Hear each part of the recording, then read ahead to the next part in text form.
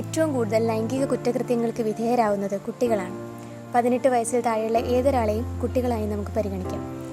കുട്ടികൾക്കെതിരെ വർദ്ധിച്ചു വരുന്ന ലൈംഗിക പീഡനങ്ങൾ തടയുവാനും കുറ്റവാളികൾക്ക് തക്കതായ ശിക്ഷ ഉറപ്പുകൊടുക്കുവാനും 1989 കുട്ടികളുടെ അവകാശ ഉടമ്പടി ലക്ഷ്യം വെക്കുന്നു.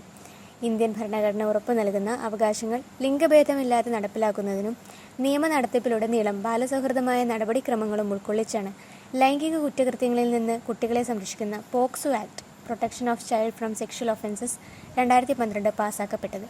കുട്ടികൾക്കെതിരെയുള്ള ലൈംഗികാതിക്രമം, ലൈംഗിക പീഡനം, അശ്ലീല ചിത്രങ്ങളുടെ പ്രദർശനം തുടങ്ങിയ കുറ്റകൃത്യങ്ങളിൽ നിന്ന് കുട്ടികളെ സംരക്ഷിക്കുകയാണ് ഈ നിയമത്തിൻ്റെ പ്രധാന ലക്ഷ്യം.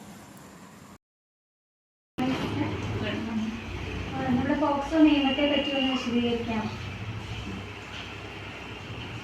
Protection of children from child abuse ആണല്ലോ നമ്മുടെ പോക്സോ ആക്ട് എന്ന് പറയുന്നത്. 2012 അത് നിലവിൽ വന്നതുകൊണ്ടാണ് പോക്സോ 12 എന്ന് പറഞ്ഞ് നമുക്ക് ഗവൺമെൻറ് ഇതിൻ്റെ നിയമം എന്നതാണ് മിനിമം 2 years.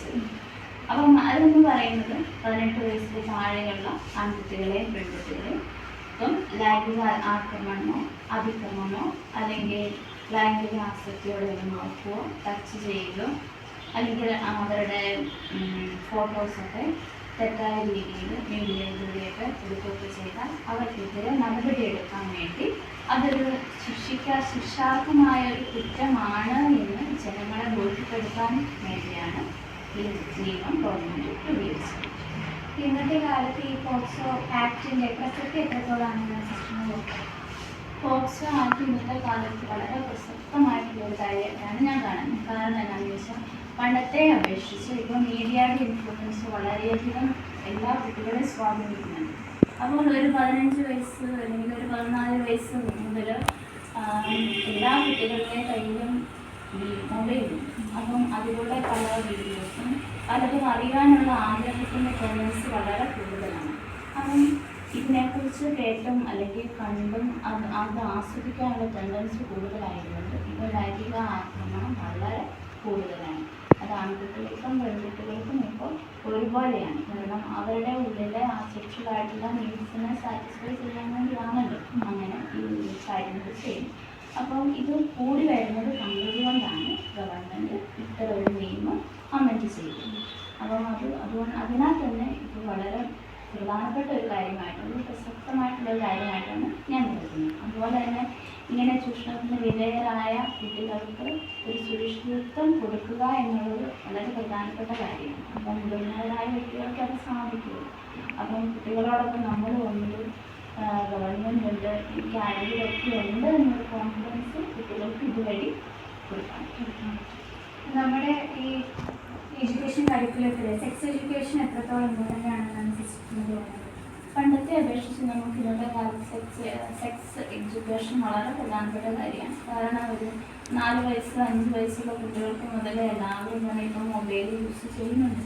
അപ്പം അവർക്ക് പലതും അറിയാനുള്ള ക്യൂരിയോസിറ്റി വളരെ കൂടുതലാണ്. പണ്ടത്തെ കാലത്ത് ഇതൊന്നും അപ്പാൽ ചെയ്യുന്നത് നിനക്കറിയാനുള്ള പ്രായമായില്ല എന്ന് പറഞ്ഞാൽ പിള്ളേർ ആ കാര്യങ്ങൾ വിട്ട് മറ്റു കാര്യങ്ങൾക്ക് പോകാനും. പക്ഷെ ഇന്നത്തെ കാലത്ത് അങ്ങനെയല്ല. ഇതാദ്യം ചോദിച്ചു കഴിഞ്ഞാൽ അതെങ്ങനെ ഇതിലും അറിയണം എന്നുള്ളൊരു ക്യൂരിയോസിറ്റി വളരെ കൂടുതലായിട്ടുള്ള കാര്യമാണ്. നമ്മൾ സെക്സ് എഡ്യൂക്കേഷൻ ഒരു 5ാം ക്ലാസ് മുതലെങ്കിലും കൊടുക്കുന്നത് വളരെ നല്ലതാണ്. പക്ഷെ അതിന് മുമ്പ് പേരൻസിൻ്റെ ഭാഗത്തു നിന്ന് ഇപ്പം ഈ പോക്സോ നിയമത്തിലൊക്കെ പറയുന്നത് പോലെ ബാഡ് ടച്ച് ഉണ്ട്, ഗുഡ് ടച്ച് ഉണ്ട്, ഇതിനെക്കുറിച്ചൊക്കെ പേരൻസാണ് ആദ്യം കുട്ടികളെ പഠിപ്പിക്കുന്നത്.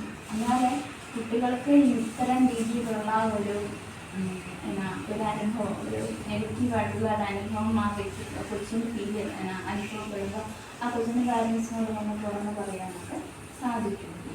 അതുകൊണ്ട് അത് വളരെ ചെറുപ്പത്തിലെ പേരൻസിൽ നിന്ന് തുടങ്ങി പിന്നെ ഒരു കരിക്കുലത്തിലാക്കേണ്ടത് നേരത്തെ നമുക്ക് 9 ഞാനൊക്കെ പഠിക്കുന്ന കാലത്ത് 9ാം ക്ലാസ്സിലാണ്. പക്ഷേ അത് 5ാം ക്ലാസ് മുതലാക്കുന്നത് നല്ലതായിരിക്കും എന്നാണ് എനിക്ക് തോന്നുന്നത്. പിന്നെ അതിനെക്കുറിച്ച് ചോദിക്കുന്നത് ഡീറ്റെയിൽ ആയിട്ട് കുട്ടികൾക്ക് മനസ്സിലാവുന്ന രീതിയിൽ പറഞ്ഞു കൊടുക്കാൻ അധ്യാപകർ ശ്രദ്ധിക്കും.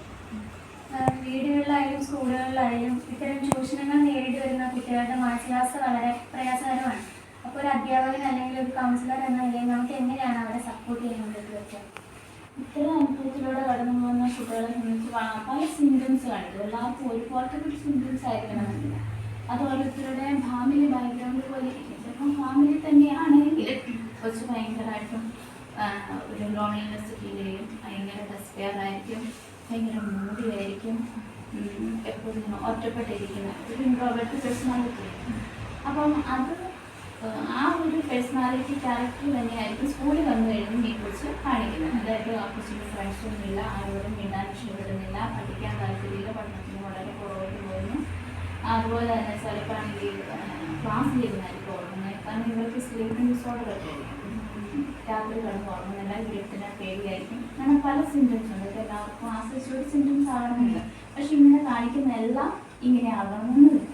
ഒരു അധ്യാപിക അല്ലെങ്കിൽ ഒരു കൗൺസിലർ എന്ന നിലയിൽ തുടക്കത്തിൽ കൊച്ചിന് അത് പറയണമെന്ന് ഇല്ല.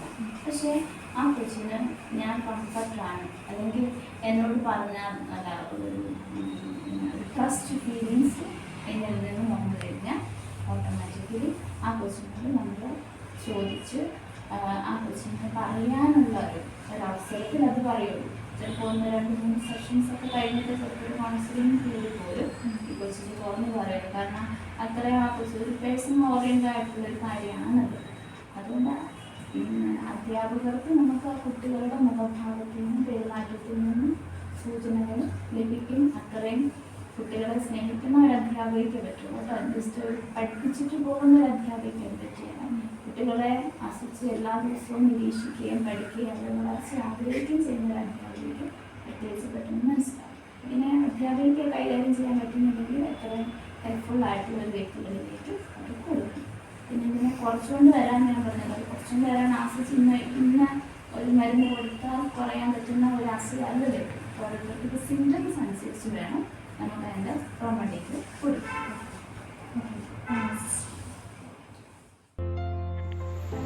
പോക്സോ നിയമത്തെ പറ്റിയും നിയമത്തിന്റെ പ്രാധാന്യത്തെക്കുറിച്ചും നാം മനസ്സിലാക്കിയല്ലോ.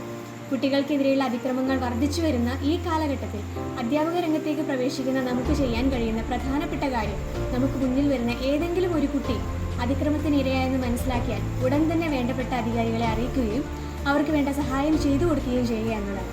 അതുപോലെ പോക്സോ നിയമത്തെക്കുറിച്ച് കുട്ടികൾക്കും മാതാപിതാക്കൾക്കും അവബോധം നൽകുക. കുട്ടികൾക്കെതിരെയുള്ള അതിക്രമങ്ങൾ തടയാൻ നമുക്ക് ഒറ്റക്കെട്ടായി പോരാടാം.